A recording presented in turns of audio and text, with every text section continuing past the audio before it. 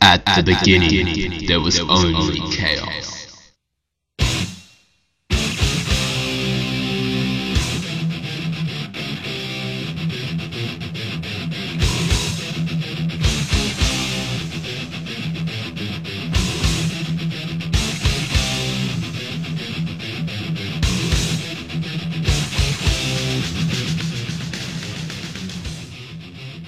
Chaos's personal appearance could not be described, as there was no light in which to see him. Then, out of a void, came Nyx, the black-winged goddess of night, and Erebus, an evil, unknowable place where death dwells.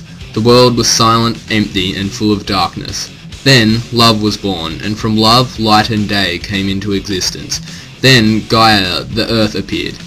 Erebus and Nyx gave birth to Ether, the heavenly light, and Day, the earth light. After this, Nyx herself produced 6 gods of darkness: Doom, Fate, Death, Sleep, Dreams, and Nemesis. Meanwhile, after this, Gaia gave birth to Uranus, the heavens. Gaia and Uranus then gave birth to the 3 Cyclops, 3 Hecatoncheires, and the 12 Titans. Uranus was a bad man, a bad husband and father. He hated his children and banished them to hidden places of the earth. Gaia, in anger, plotted against Uranus, trying to get her kids to attack him, but all were too scared except the youngest, Cronus. Gaia and Cronus planned the ambush. While Uranus was sleeping, Gaia castrated his father and threw the genitals into the ocean. From Uranus's spilt blood came the giants, nymphs, and Erinyes. Then, from the ocean came Aphrodite. Cronus was the next ruler of the gods. He captured and imprisoned the Cyclops and the Hecatoncheires. He then married his sister, Rhea. Cronus ruled for a long time, however it was prophesied that he would be overthrown by a son.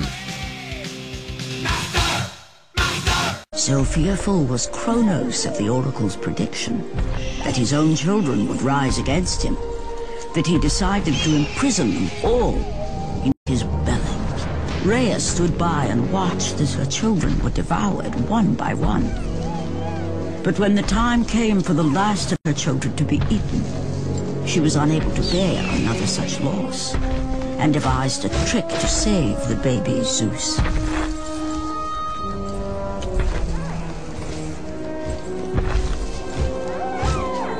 Rhea commanded the eagle to secret her son away. He was taken to an island far beyond the watchful eyes of Kronos.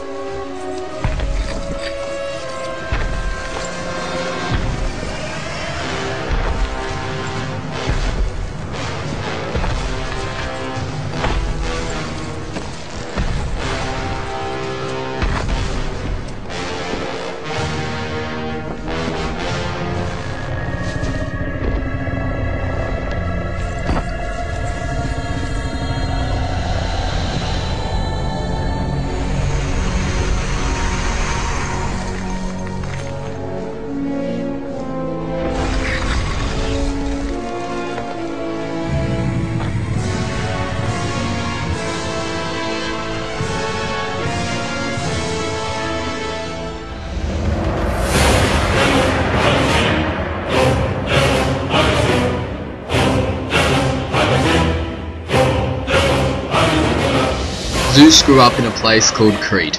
He was fed by a goat called Amalthea and was cared for by the nymphs.